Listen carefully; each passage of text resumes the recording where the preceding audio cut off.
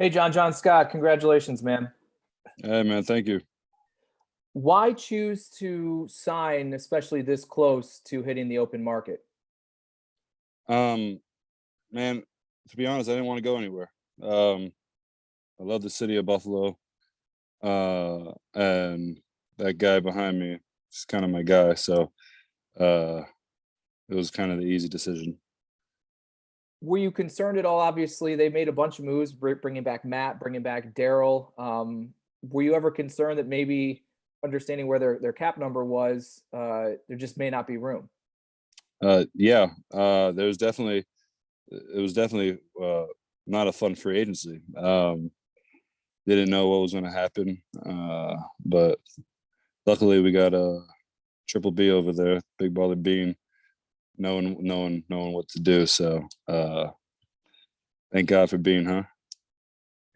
Hey, glad to have you back, man. Thank you. Congratulations. Hey, John, congrats on coming back to Hey, Buffalo. Maddie. How are you? I'm wonderful. How are you doing? Doing good. Looks like you're in the sun. I'm jealous. Buffalo's still a little bit cold.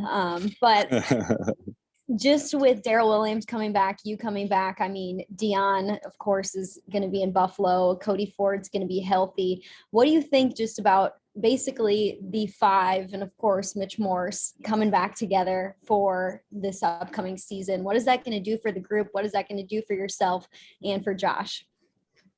It's huge. Whenever you can keep the same core group of guys around for multiple years, it helps everything gel. It helps us we'll be able to just get to the point a lot easier. We know we're being us. I think me and Mitch, this will be our third year in the system. Cody and Daryl. I think Daryl's gonna be a second. So we all are familiar with the system. So when things pop up, it's gonna just streamline the solution a lot easier. What was Josh's reaction when he found out that you would be staying in Buffalo? So I called him and then just smiled at him and then hung up. And then he called back and I ignored it. And then I was just messing with him a little bit. But he was super psyched. He was happy. That's awesome. We're excited too. Thanks, John. Thank you. Hey, John, Mike Catalano in Rochester, congratulations. Thank you, Mike. When you're in this spot, there's nothing that seems to get leaked out about how negotiations might go or whatever. Is that something in your position that you communicate to your agent? Is that something the Bills prefer? Because really, until Matt's story came out, and then got confirmed that you had signed, there was really nothing. Is that something as a player you say, I don't want that out there? Not necessarily. I think I don't think that there was not a lot of messing around with us. We both sides had a lot of respect for each other, and it was very respectful the whole way through. And I think it didn't. Things were just, we were just talking just casually, and then when it got serious quick, and it got handled pretty quickly. And when it got serious at that point, if you would have gotten to today, how would that have changed things? I mean, you did not, but did you feel like it was a deadline, like in terms of saying, hey, let's get this done before Monday? I don't know how things would have been different, but I think both parties wanted it done yesterday. And I think we've both got to a place where we all felt comfortable and happy. And now it's just I'm excited to shout out to the Pagulas and Beane and McDermott and the whole organization, man. I'm just excited to be back, and I feel lucky to be in Buffalo and to be a part of a team that a lot of people in the NFL like to talk about it being a family, but here in Buffalo and in the Bills organization, they really back it up. Great, thank you. Big Mongo, Mookie Hawkins, Waffle Sports 1080, man. Congratulations. Mookie, how you doing? Thank you. I'm doing good, man. And throughout this journey, man, you faced a lot of adversity. I mean, homelessness, hunger, the death of your best friend. Yesterday pretty much solidified that perseverance. So, like, how are you able to, face that negative and turn it into a positive? Thanks, man. It's just, I'm just lucky, man. A lot of people has had a lot of worse things happen to them, and I just try to take my past and let it fuel me, and when I'm out there playing, I think my anger kind of shows out there. Absolutely, man. And how much has this culture, this growth mindset that Coach McDermott talk about made you feel at home? Man, the relationship I was able to get with Coach this season, it really, I believe, when I was hurt, and the way he stuck by me, and the conversations we had, there was tough conversations, there were great conversations, he was just there throughout the whole thing, and I believe our relationship just took off from there, and that was one of the main reasons I wanted to come back.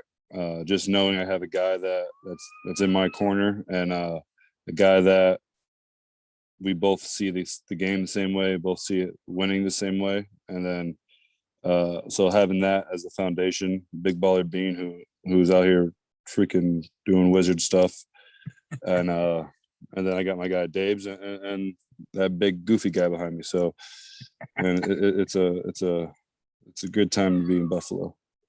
Absolutely, man. Wish you nothing but the best. Do work, son. Thank you. Hey, John Warren with the AP. Congrats on the deal. Thank you. And going back to all the praise that you've given to Beane on how he's put this or maintained and keeping this team together this offseason. What do you make of just the methodical approach he's taken? You weren't here in 2018 when he worked his way up, the draft order and made a whole bunch of free agent signings. But what do you make of just the way he's progressed in building this team and keeping this team together? I think the thing that sets him apart is he's a real dude. What he tells you is what it is. He's not trying to like pull some snaky stuff behind your back. He's going to give you the real, and players respect that. And he's always around. I see Beane on probably every day when I'm in the building. And he is just a guy that players respect, because he's not just upstairs pulling the strings. He's actually down there. And just lastly, because maybe, I don't know, 3-4 years ago, before Sean, even the first year when McDermott got here, I'm sure there were free agents who were hesitant of coming to Buffalo. How, in your mind, in your view, having been in Oakland and what have you, how do you see that perception is changing? I mean, I think when you have a guy like Josh Allen leading your franchise with a guy that players can trust, like Beane and McDermott, honestly, that's where it starts. And I think that's why you see a lot of us coming back and taking less money or whatnot, just to be able to go to work every day and know that we're all truly going for the same goal. A lot of organizations will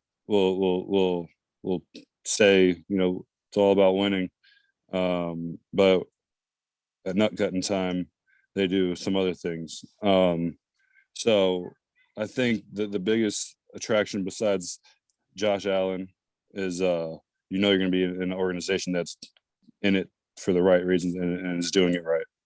That's a good phrase, nut gutting. Thank you very much. Thank you.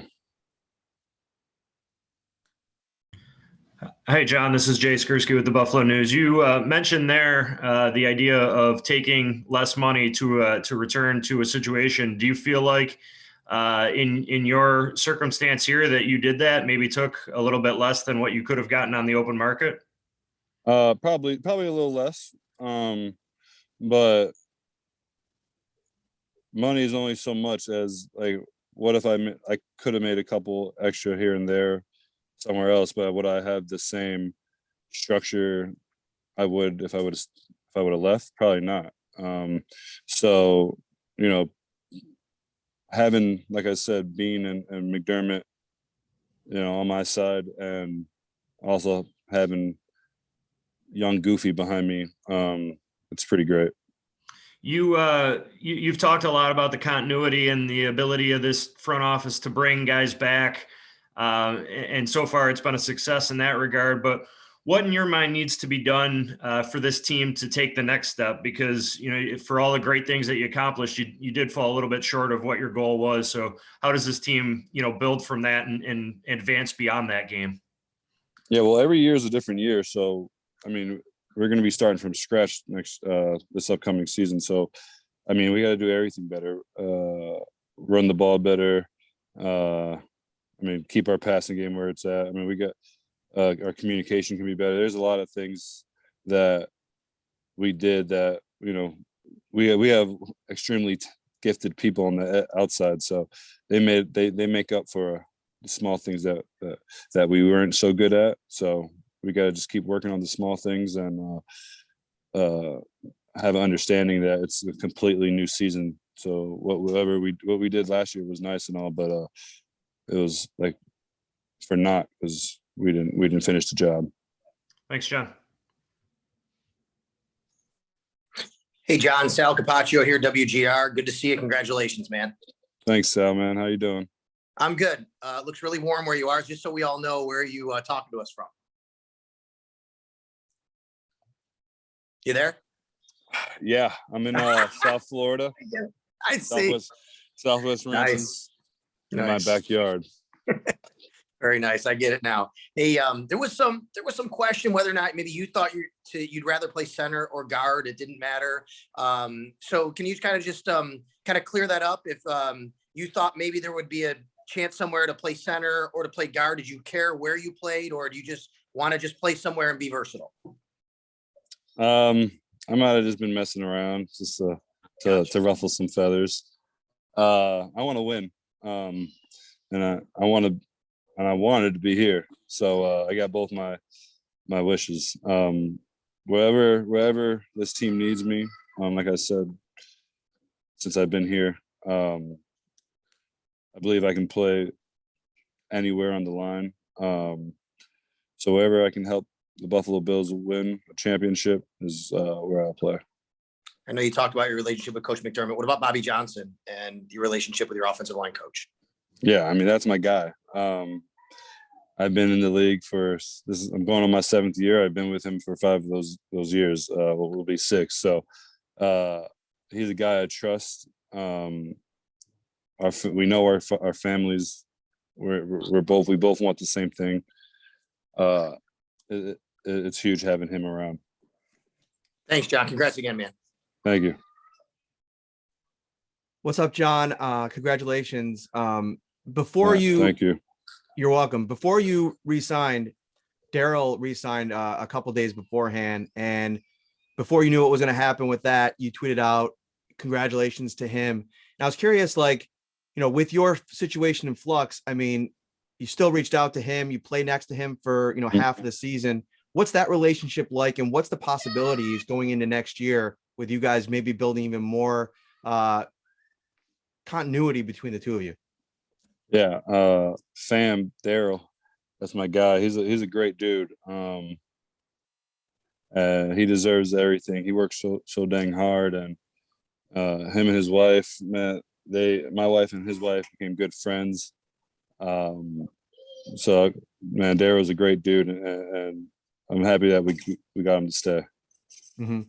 And how much confidence do you have? I'm sure you've talked to some of your O-line mates in the last 24 hours about the potential of, you know, maybe you 5 that are under contract right now that really haven't gotten a chance to play together for any like extended period of time going into 2021 and being even better? Yeah. So drawing back from my Oakland days, we had the same group of guys for an extended amount of time, and it's just something to.